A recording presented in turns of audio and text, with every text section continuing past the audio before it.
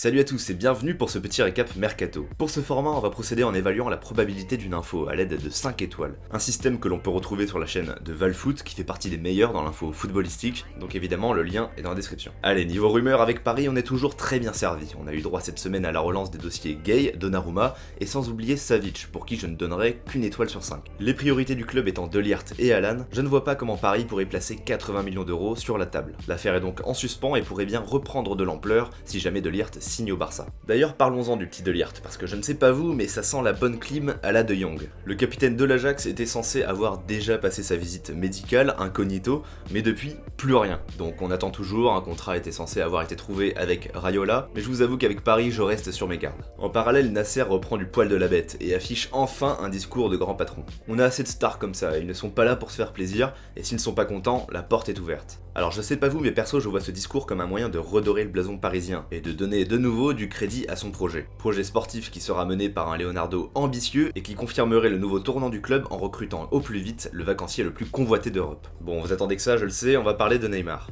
Tuchel ne compterait plus sur lui et Nasser réclamerait un gros chèque, afin de se libérer des innombrables tourments de sa star. Cette dernière info, je la valide, mais pas dans l'immédiat. Selon moi, Paris va profiter de ce pseudo-statut de vendeur pour maintenir sa cote très élevée. Parce que disons-le franchement, le récent CV de Ney a perdu de sa superbe. Selon les récentes évaluations, il aurait même perdu 100 millions en valeur marchande. Semer le doute tout en prolongeant sa star est une stratégie parfaite pour envoyer un signal fort aux clubs intéressés. Vous le voulez, il est à vendre, mais mettez-y le prix parce qu'on compte quand même sur lui. Voilà, en gros c'est un peu ça. Évidemment, il n'aura pas fallu se faire prier pour affoler la presse espagnole ainsi que la hype brésilienne. Le PSG prépare tout simplement de la meilleure des façons ses arrières, mais je ne crois pas du tout à un tel départ dès cet été. La seule issue que je vois serait un échange de bons procédés avec le Barça en laissant Griezmann signer en France, mais bon, je n'attribuerai qu'une seule étoile de probabilité à cette possibilité. Enfin, des joueurs comme Dembélé, Coutinho ou Rakitic pourraient bien servir de monnaie d'échange en plus d'un chèque intéressant en faveur de la capitale. Alors affaire à suivre, mais vous, qu'est-ce que vous en pensez? Un départ de Neymar, vous y croyez? Mais surtout, vous êtes pour ou contre? Personnellement, comme je vous l'ai dit, je crois plus au coup de bluff qu'autre chose. Et au vu de l'enchaînement improbable des problèmes de Neymar qui n'en finissent plus, je trouve que la réaction en chaîne de Nasser est justifiée, nécessaire et surtout très intelligente. Parce qu'au fond, que ce soit Nasser, Leonardo ou Tuchel, les trois comptent sur cet énorme talent que représente Neymar, et ne rêvent que d'une chose, avoir un Neymar opérationnel sur toute une saison. Et logiquement, s'ils sentent que ce n'est pas possible, des mesures seront prises, d'autant que Neymar représente énormément d'argent. Voilà, c'est tout pour ce petit récap transfert, j'espère vraiment que ça vous aura plu. Pour ne rien manquer, je vous invite naturellement à vous abonner à ma chaîne. Ce n'est qu'un petit clic pour vous, mais c'est hyper important pour moi. Allez, d'ici là, on se retrouve très bientôt, prenez soin de vous et ciao tout le monde.